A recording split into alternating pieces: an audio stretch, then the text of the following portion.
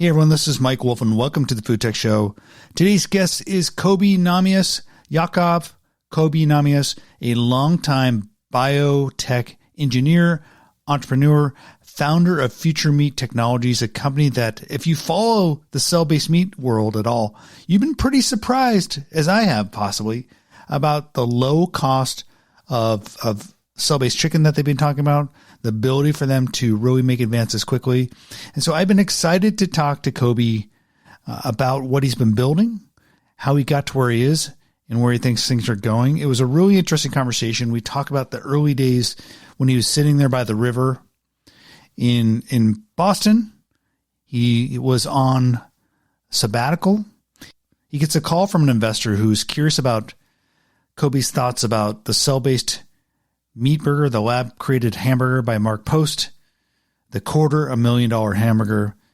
And so that's what they talk about. And at the time he knew it was ridiculously expensive to create something like that, to create the amount of biomass you would need for human consumable food, but really started him along a path of like, how does he reduce the cost? How does he get from point A to point B where he makes this a reality? And ultimately, Future Meat was born. And that's what we talk about in this podcast. We talk about the journey he had and how he got from here to there. So it's a really interesting conversation. I think you'll enjoy it. As always, I encourage you to find more Food Tech Show podcasts. You can find them anywhere you listen to podcasts. You can find them at The Spoon. You can find them in Apple Podcasts, Spotify, wherever you can find podcasts. If you do find it in Apple Podcasts, give us a good review, would you? We'd appreciate it. It always helps getting some nice words of regular listeners. It helps. It's an algorithmic thing. Let's feed the algorithms. All right. All right, folks, I'm really excited for you to listen to this, so let's get to it.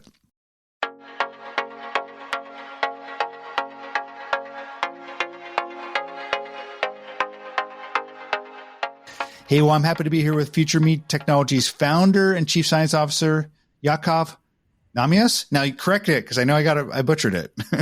No, it's okay. Nahmias is fine. I go by Koby.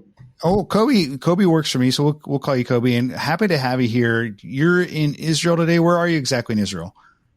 Yeah, we're in a facility just south of Tel Aviv in a little town called Rehovot, right next to the Weizmann Institute of Science and the Hebrew University of Jerusalem. It's a biotechnology hub of many, many startups, and it's a lot of fun to be here. And Future Meat is making Future Meat. You're making cell-based meat, and so you're the founder. You came up with this idea. What is your background? How did you get into this technology and this direction? So I'm a chemical engineer by training. I have an honor degree in biology, but I spent about a third of my life in the States. First working on 3D printing of cells, and then working on taking some drugs to clinical studies and licensing technologies for the pharmaceutical sector. But then when I was doing my sabbatical a few years ago, I got a call from a potential investor in Israel, and they were asking me, what did I think about Mark Post's initial burger, right? The one that cost $250,000 to make. And I told him it's probably the silliest idea I've ever heard. And they asked why. And I said, look, I've been consulting to the pharma industry for the last decade. And I know how much it costs to make a kilogram of biomass, It takes you need about a minimum of 10 liters of something we call culture medium, which is what you feed the cells with. And that culture medium costs about $20.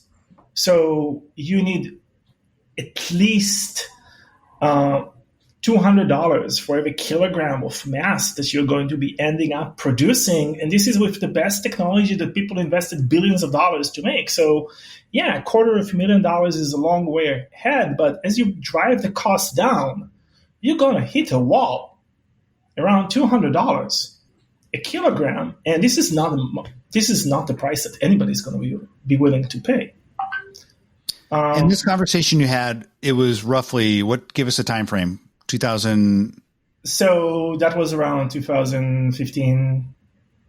But the good thing is that, I was sitting on the Charles River drinking my coffee. And and I had time. I was at MIT, and I was thinking about it, and I was thinking why does pharma cost so much to get a kilogram of biomass? Where I have friends in the Flying Spark company in Israel that are growing these tiny insects that cost them $1 a kilogram. Why is this huge disparity in price? And the reason that I found out was that cells, when they grow, release a lot of waste products like ammonia and lactate. This is something that is ammonia is a poison. It's just like yeast growing alcohol, making alcohol, and then we get wine and they stop growing. So cells make ammonia.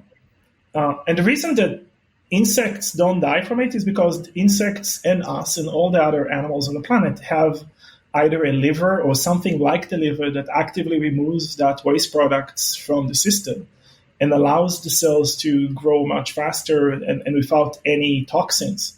Pharma doesn't have that. They grow the cells in these large bioreactors, but the cells are essentially growing in their own urine. So I developed a technology that allows us to actively remove those waste products and get to much higher cell densities, and reverse engineer the process to the point where I could see, at least on paper, that we can get down to $5 per kilogram. You had this vision, so you started thinking about it, you had some time on your hands, you're at MIT, and how long did it take you to kind of make the leap? Oh, we just need to kind of take what pharma's doing and re-optimize the reproduction of cells around this and kind of remove the waste product. Was it a pretty quick leap to realize what you needed to do, or did it take some time to kind of come to that? So it took about 6 months to re-engineer, to think about re-engineering the entire process. So there's a lot of things that you need to do. Removing ammonia was an insight. And once you have that insight, you're asking, okay, where do people remove ammonia in industry today? And really, the best scenario is a fish aquarium. If you're growing fish and you are giving them too much food, then there is too much protein that breaks down into ammonia. The only way to treat it is by adding zeolite that will bind the ammonia relatively fast. So using that type of insight, you can design a process that will do it at scale. So you get insights, for example, from fish tanks to remove ammonia. Another thing that you need to take into account is that, well, pharma isn't growing animal cells like that you want to eat, right? Pharma is growing hamster cells. Most applications, from vaccine generation to proteins for therapies, are grown on Chinese hamster ovary cells. So those are amazing cells. They grow as single cell suspensions. You don't need any surfaces in the bioreactor. They get you massive, very concentrated densities. They're beautiful for most applications, but unless you want to eat hamsters, they are not for you. So, there was a lot of biology involved in trying to get animal cells to behave the same way, to essentially start immortalize, grow forever, very robustly, very fast, but as single cell suspensions. So you can get these massive cell densities that pharmaceutical companies are getting. So you came to this realization, you thought of fish tanks and how they remove some of the waste, and you started to kind of conceptualize what the process could look like. And you had to kind of essentially build an entire system to do that. So when we talk about what you ultimately built, did you have to, and we're going to talk a little bit about your production facility, did you have to kind of recreate or create your own entire hardware and production system to build cell-based meat? I mean, talk a little bit about it, because if you can't just take pharma bioreactors to do what you're doing, right? You had to basically kind of go back to the drawing board, right? No, it's actually the other way around. Okay. We wanted to use as many off-the-shelf capabilities as we can, because when you're trying to reinvent the car, you'd better not try to reinvent the wheel or the tire, because that's going to be as complicated as it is. Sure. You build a new Tesla, you'll try to make innovations to the engine and the battery pack, but there's no reason to change the doors or the tires. So there's a lot of things you can repurpose from the existing old world systems. You just had to re-optimize and recreate the key parts. That's right. So we're using bioreactors and fermenters that are used in traditional industries. So both pharma and, for example, breweries would be ideal scenarios to take technologies from. And then you're using standard extrusion technologies to make texture, for example. There's a lot of revolutions that we had to make in the process. Getting the right cells, feeding the cells the right nutrients, but also getting the nutrient costs to be dramatically lower than our competition. Finding proteins to replace specific proteins in animals. Building everything that I told you, but at scale. Making something work in a 1 liter tank is hard, but the big challenge is making something that would work for 20,000 liters a day, and then 100,000 liters a day. So the last 3 years, that's what we've been doing. We had major breakthroughs and major innovations in biology, in chemistry, in engineering, in food technology.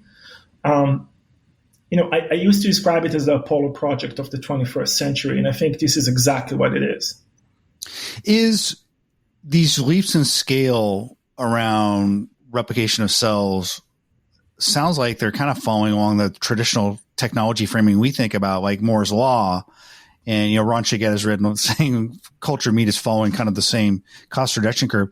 And you guys are an example of that, based on what you're saying and what you're putting out there in terms of like the cost per serving of chicken.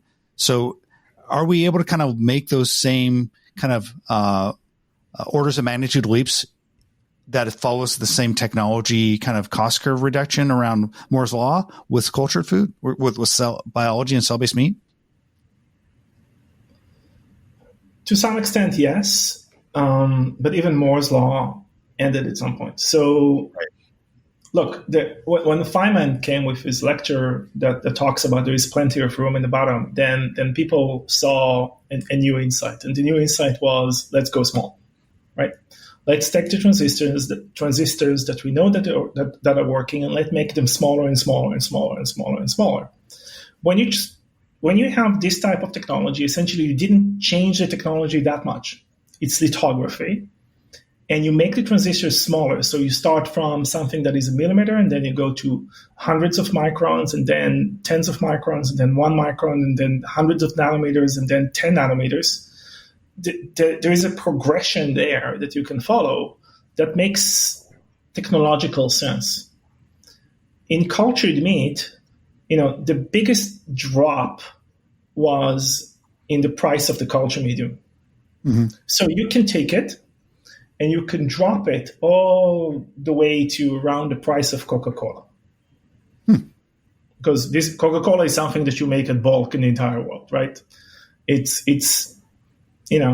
50 cents per liter, 75 cents a liter. That's what you can get. But this is the hard wall. There's no way you can make anything cheaper than Coca-Cola. Right.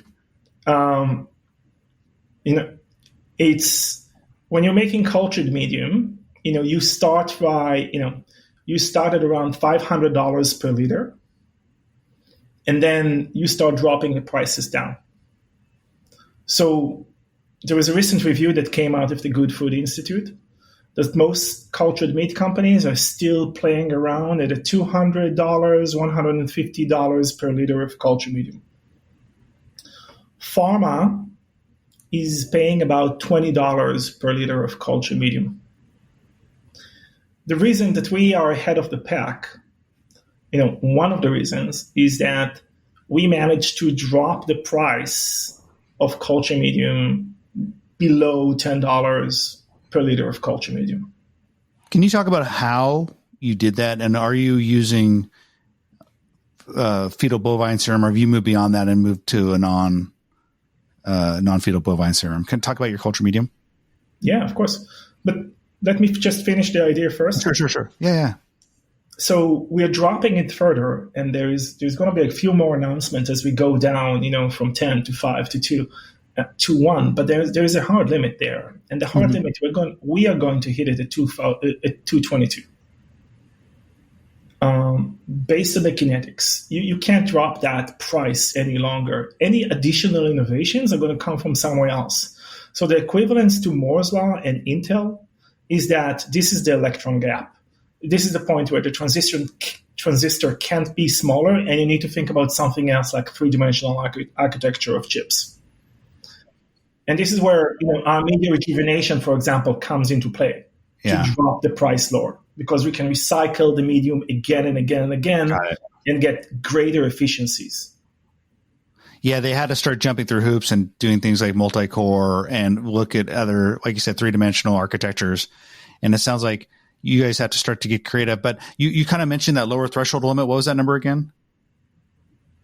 For what? For the culture medium? Yeah.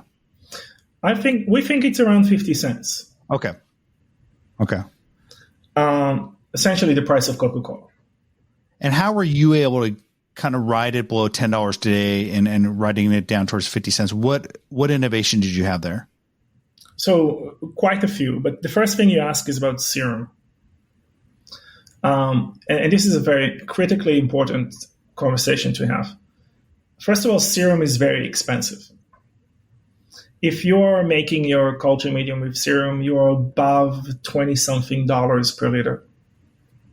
Okay, so the fact that I'm telling you we are below 10 already tells you that we're not using serum. And indeed, we were one of the first companies to completely remove serum from our work. And the reason we did that is because it doesn't have any flexibility. It's coming from animals. There are massive batch-to-batch variabilities. And you're getting all the inefficiencies of animal agriculture, and you add in compounding that with the inefficiencies of bioreactors. It doesn't make any sort of sense. So we were serum free from 2018, 2017. Not only in chicken, also in lamb and pork. And then we're working on beef too. So, we completely removed the serum from the system. Now the question is, how do we get the prices down? Come to two critical innovations. The first one is the serum proteins.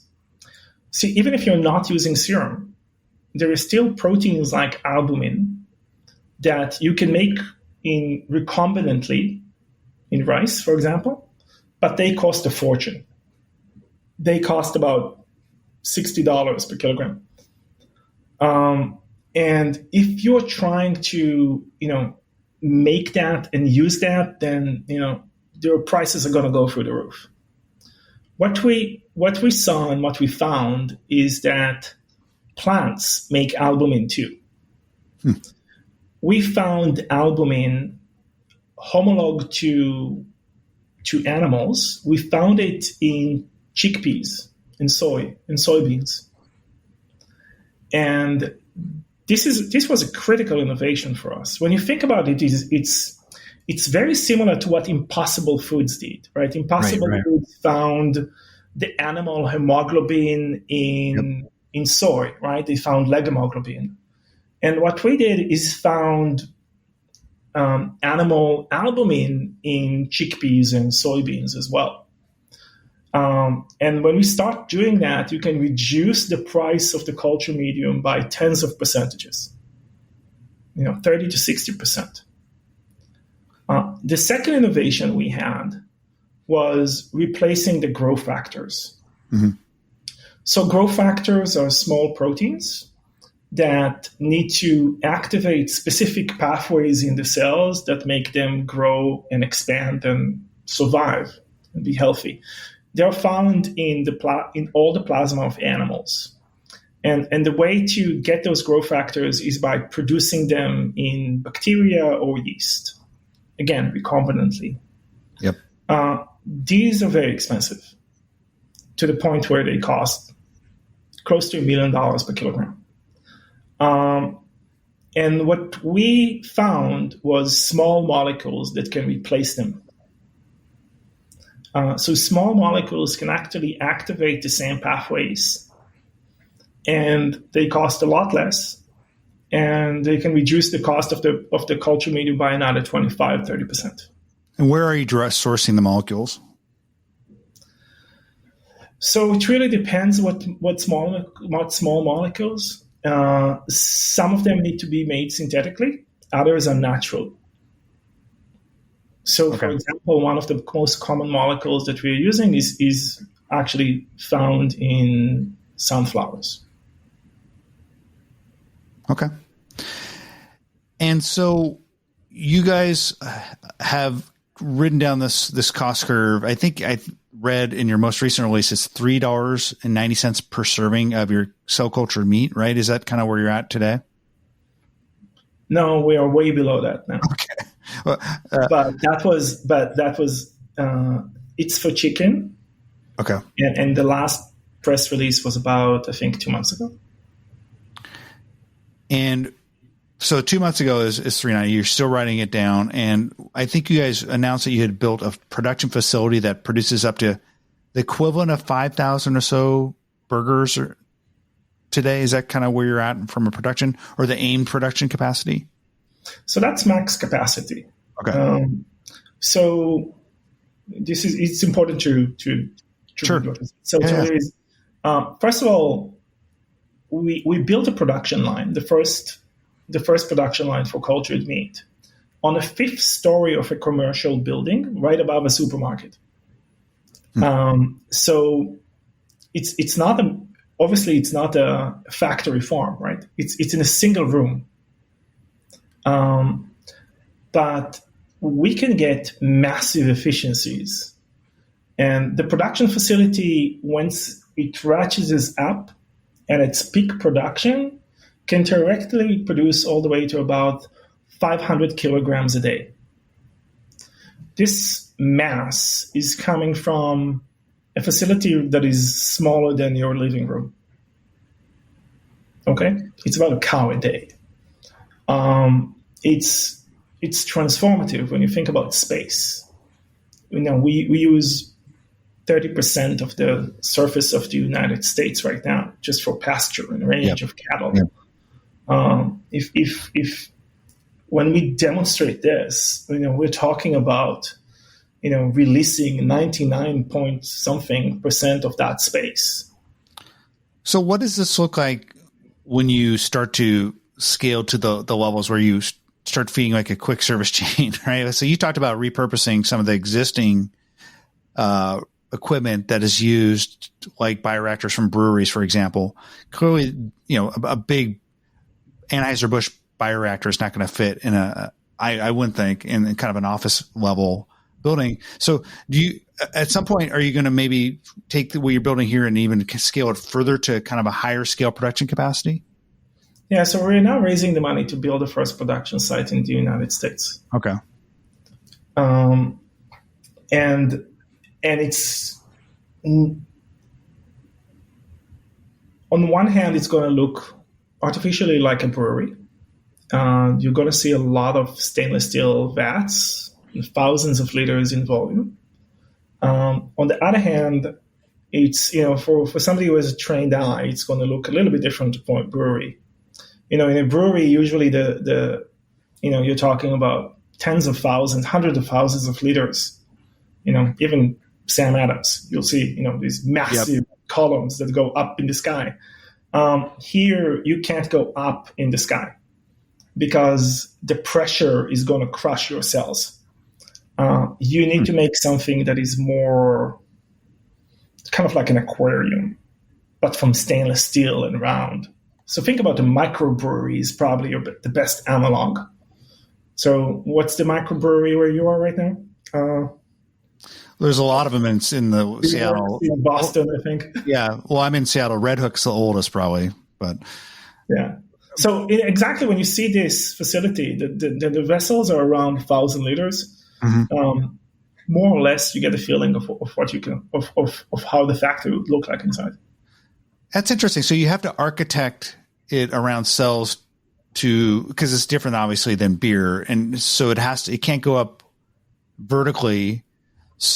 You have to, like you said, have something akin to like a fish tank. So is that really what we're looking at? Like 10 years in the future, we have cell-based meat distribution across the U.S. Maybe it's Future Meat, maybe it's other companies. This is what these facilities will look like ultimately. And does that mean that we have to have kind of more facilities because you can't necessarily go up? You have to have more, you know what I mean? Like, is it more distributed production of cell-based meat? Ultimately, what we're talking about? That's what we're aiming for. We're aiming for distributed manufacturing. I mean, one of the biggest advantages that our system has is the fact that we can reach all the way to about 100 billion cells per liter. Just to give you an indication of what this number looks like, it's about 10 times higher than the industry standard. So at the end of the process, you get something that is a milky white, very super dense cell mass from the bioreactor. And that means that our facilities can be smaller than everybody else's, but still, we're talking about a huge market. So we will need to build millions of liters, and that means hundreds of facilities across the United States to feed a massive population. The market itself is several hundreds of billions of dollars. You need to produce at hundreds of millions of dollars of products to tap it. Even beyond meat that has been in the market for several years now is only in the hundreds of millions of dollars. Can we talk about the product itself, right? So I'd love to fly to Tel Aviv, to Israel, and have a sample. Hopefully sometime I could do that, or you could try it over here. But when I'm eating a sample of your chicken, right? Is this a mix of, is it a hybrid product that has some plant-based components in it for like scaffolding, or what am I actually looking at? Because to get like to a purely cell-based meat product with all the texture, the muscle, etc., that's a big leap. So what am I looking at today? What am I going to look at maybe 5 years from now? So first of all, I would tell you that my kids don't know the difference, and I can probably fool my mom too. It's very difficult to fool my mom. I have a lousy poker face, but I can probably fool her. So I can't do that with Beyond or Impossible. It smells like meat. It tastes like meat. It has a mouthfeel of meat. You do not feel anything weird about it. So, we got a few Fortune 500 companies that told us that it's scary how good the product tastes. So it's there in terms of how it cooks, how it looks, how it smells, and how it tastes. Mm-hmm. What it is a combination. We are growing the cells, and we want the cells to taste good. So we need to put them in a scaffold, a matrix, and that matrix right now is coming from plants. Okay. When you're eating meat, you are essentially eating the cells, which are the muscle cells and the fat cells, but those cells are sitting in a collagen sponge that holds them together. So the soy protein or the pea protein are essentially holding the cells together, the cells that we're producing together, just like the collagen sponge. They're a type of a sponge that holds everything together. Yeah, and when I say plant-based scaffolding, like I think that's like a great solution, right? It's going to be much more scalable. It's something that is going to make the meat actually come together and give it structure, but there's going to be probably no taste compromises, right? Like it's something that you need to do, but like hybrid, I think, is the future for much of the cell-based meat, correct? I think so. I think so. I'm just not 100% certain it's going to be plant at the end. Okay. So plants are plants are an excellent source right now. So textured soy protein, textured pea protein, are great. But there are a couple of microproteins that are coming up. that are super interesting, and you can texture them in exactly the same way.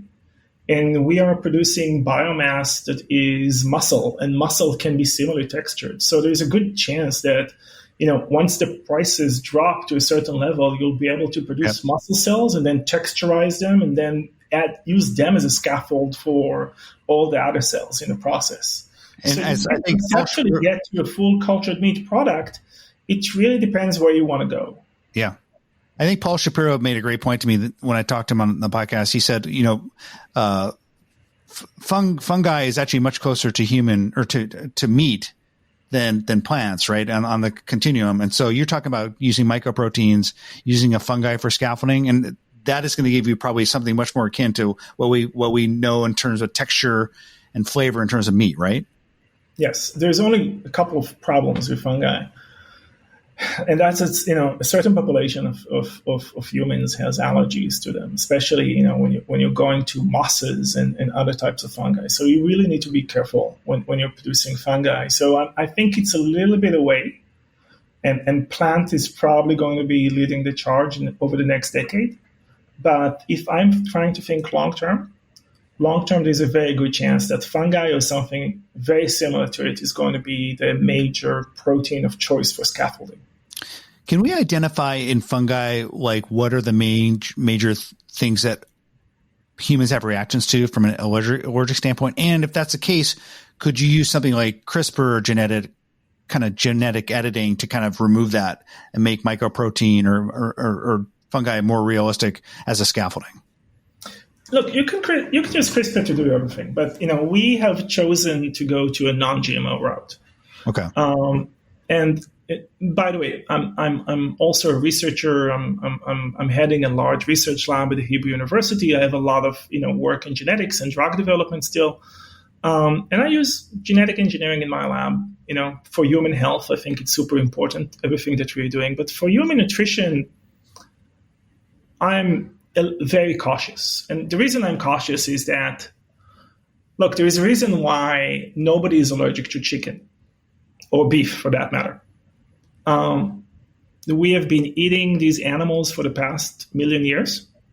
Anybody who was allergic to chicken or beef was eliminated from the gene pool.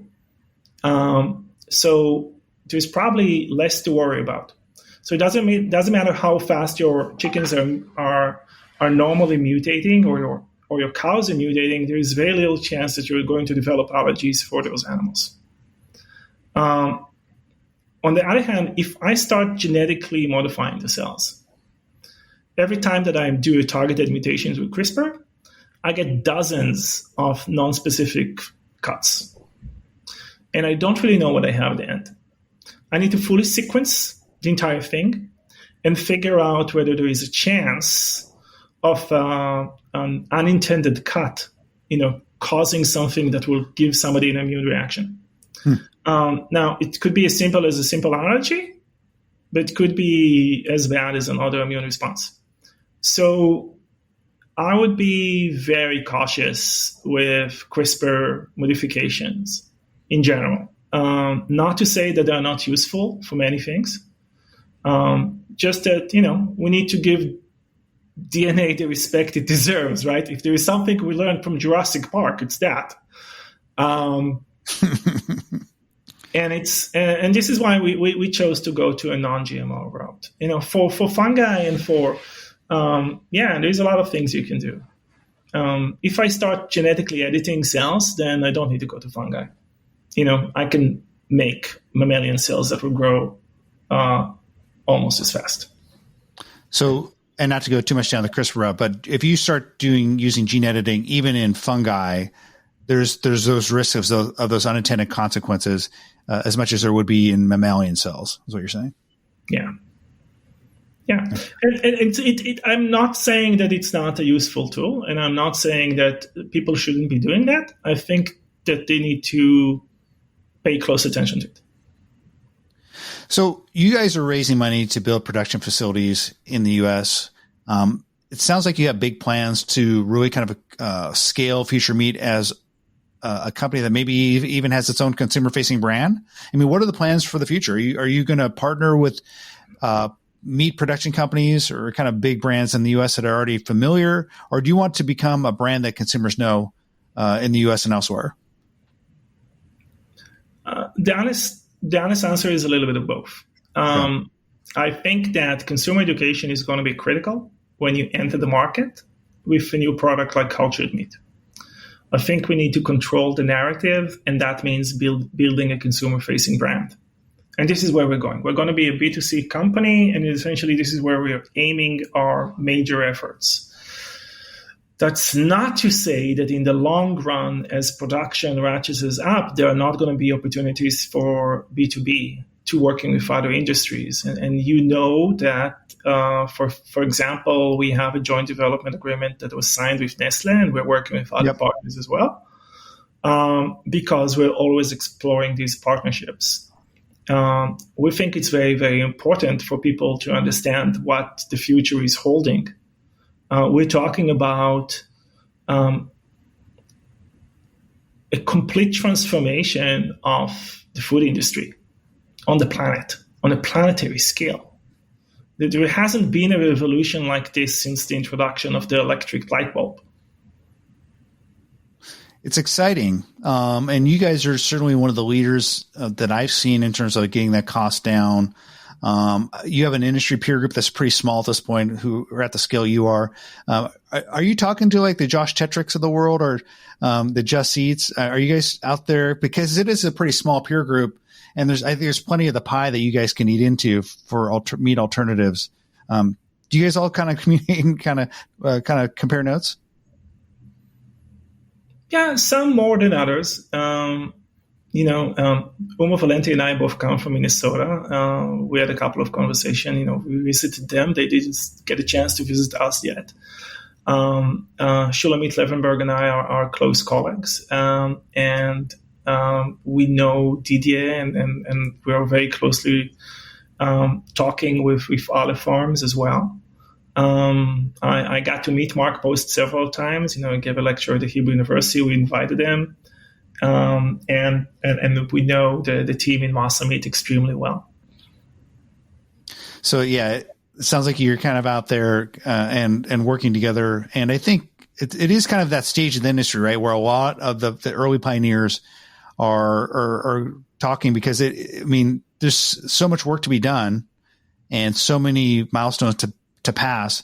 And there's a huge industrial meat complex that you guys are essentially trying to replace in as short a time frame as you can. So yeah, but keep in mind that we're talking about something on a planetary scale. Yep. So there is a tiny race to see who can get there first, but that race is going to be, I think, significantly less important than the other race, which is who is going to scale up first. I think it's going to be interesting to see who, for example, it was interesting to see who can put a car on the road first. But really the person who won the game was the person who built the first production line, right? It was the model. You want to be the Henry Ford of cultured meats, what you're saying. Well, telling somebody from Israel who is Jewish that he wants to be Henry Ford. Yeah, exactly. Yes. I apologize. And that was a pretty American-centric view of the world, so I appreciate that. I'm sorry. No problem. I apologize. But so what's next for you guys? I mean, you guys made a lot of news. You had that $5,000 that production capacity facility in the U.S. You're raising money. Can we expect more news this year? Or have you guys already broken ground on your production facility in the U.S.? So we're working with a couple of engineering companies. Okay.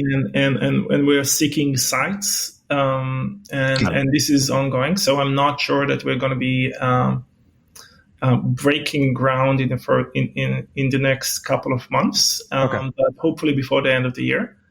There's going to be a couple of more news coming up.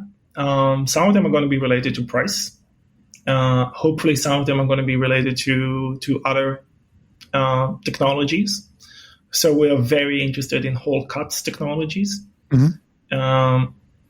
And obviously the funding round is going to be very important. Talk about whole cuts. because I think that's interesting. So, I mean, today you're working on you made most of your news, I think, around chicken, right? So when we're talking about whole cuts, are we talking about chicken breasts? Are we talking about beef, pork? What are we talking about? Or are you like trying to be pretty flexible there? So when I talk about whole cuts, I mean steaks, okay. Chops, whole meat cuts, usually types of red meat. Even though, as I explained before, part of my career was working on 3D printing, and I developed one of the first 3D printing of cells back in 2006. I don't really believe that 3D printing is scalable. I'm doing a lot of things with 3D printing, a lot of prototyping. But I have a hard time understanding how a massive production facility is going to look like with 3D printing. And I'll give you the example. I'll try to explain why. So a 3D printer needs three motors axes that essentially move back and forth. One forward, backward, the other one, front and back, and the third one up and down, right? Each one of them has the same reliability as your HP printer at home. Oh, no. So, how many years does it take before your HP printer breaks at home? It's about 3 years. Take that and you look at three motors. You're going to end up with reliability of every head that lasts about 2 to 5 years at best. I mean, I've always saw 3D printing as kind of like a prototyping, kind of early, kind of low production. But like what you're saying is to get to true scale, you need to move to newer technologies. What does that mean? Like you kind of newer, faster extrusion technologies? Yeah, and different types of extrusion technologies. So that's the technology that we've been developing. We'll talk about it probably in the next couple of months. So whole cuts, there's a few companies out there talking about it, like Juicy Marbles, et cetera. What do you think of kind of what's out there? And is your whole cut going to be significantly different? We think so. So the technologies that we're looking at right now include marbling. It's technology that we developed, by the way, at the Hebrew University of Jerusalem in my lab. So it's a technology that allows you to do marbling, very complex marbling of the steak, and also introduce bones into the structure itself. So, the idea that you can use, hold a lamb chop on the bone and essentially eat it is something that we find very appealing. So when you say bones, is it a kind of so we're moving away from animal agriculture. What are we talking about when we say bones? No, we're not moving away from animal agriculture. Bone is a ceramic. It's a simple ceramic material that you can essentially